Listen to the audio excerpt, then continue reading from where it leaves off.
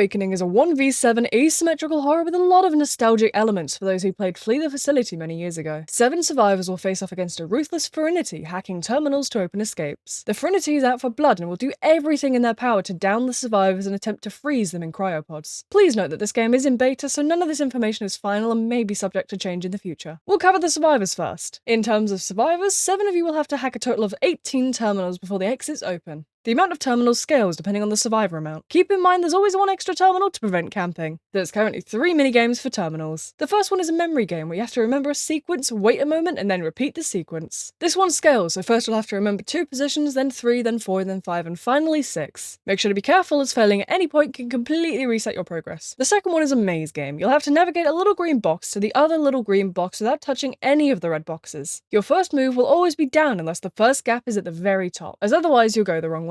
You will need to go through 3 mazes to complete the terminal, and failing at any point will also reset your progress. The third one is a reaction time game. Letters and numbers will shuffle randomly. When one turns red, you have to hit F. Make sure to be quick with this, as if you're a second too late, it can cause you to fail, meaning your progress is reset. Stealth is important in this game, as avoiding the Ferine is much easier than looping the Ferine. You can stealth around by hiding behind corners, crouching below windows or surfaces if the Ferine is near, hiding behind objects, and more. Get creative, you'd be surprised what you can get away with sometimes. When the Ferine is near, you'll be able to tell by audio cues. If you find yourself being chased by the Ferine, you'll have to try your best to avoid them. You can take 1 hit before going down unless you're using a specific skill. So if you have to take a hit while rescuing, you can. You can use doors and proning to your advantage here. Proning is the act of crouching through vents in the various walls around the map, but this has a stamina, so use it wisely. Letting your proning stamina reach 0 can cause you to go into a brief fatigued period where you cannot prone. So try to preserve your stamina until you really need it. The Ferine cannot prone, so it's a good idea for you to use this to make distance. But be careful that you're not hit in the middle of this. Doors can be opened and closed by pressing R, but remember there's a short duration which you need to account for when opening doors in Chase. The Ferine can also open and close doors, but at the same rate a survivor can unless using their ability. So go ahead and slam that door in their face. Alongside this, you can jump through smashed windows to gain a little distance. You will receive no penalty for this, but the Ferine will receive a fatigue for a short duration. Once downed, you'll be able to recover after so long if you're not picked up. Once picked up, you will not be able to escape and will be placed in a cryopod that will drain your health as long as the Ferine is not near. Other survivors can rescue from these pods by holding F, but it takes a little bit of time to do so and this should be accounted for. Try not to rescue and chase unless you have adequate distance. After completing the required amount of terminals depending on the player count of the server, 2 exits will be highlighted in gold. Head to one of these exits and start opening it to make your escape, but be wary of the fact that these doors take a lot longer than the average door to open. I recommend waiting at the open door until all teammates have made it to an exit safely or the Ferine has chased you out the exit. Survivors have an array of skills that can benefit them within the round. I'll cover these specifics in a separate video. Next up is the Ferine. As the Ferine, your goal is to down all survivors and freeze them in your cryopods. These will be placed around the map. Watch for error markers from terminals while wandering around, as these can indicate a survivor's location. Ferines have abilities, so make sure to head to the inventory and equip an ability before you start. At the start of the round, the Ferine can also opt to choose a perk for some coins, which can provide them a small benefit alongside their ability. While playing Ferine, try to maintain a balance between chasing and patrolling areas, as remaining in a chase with a survivor for too long leaves up to 6 others to complete terminals, and they'll be done quick. Keep in mind that it takes 2 hits to down a survivor unless they're using resilience, so consider this when deciding on whether to chase. I would say try not to chase people for more than 1 minute. Make sure you're familiar with your ability, as different abilities can have different benefits and drawbacks. Try to figure out the best way to use your ability to provide you with the most advantage. For example, movement abilities such as Rapid Vortex or Force Your Way should be used in open spaces or to break doors at commonly used loops, whereas Bear Traps should be placed in commonly accessed areas or sneakily hidden. When playing Ferine, be careful of survivor skills, as these can hinder your chances of capturing them. Survivors can have skills that can confuse you, such as throwing false arrows at terminals, using a flashbang to slow and blind you, or even negating one of your hits. It's good to try and figure out which survivors are running what skills to best counter their abilities early on. Once downing a survivor, you'll hold F to pick them up. Survivors cannot escape your grasp, so there's no rush in getting to a cryopod if an injured survivor is near.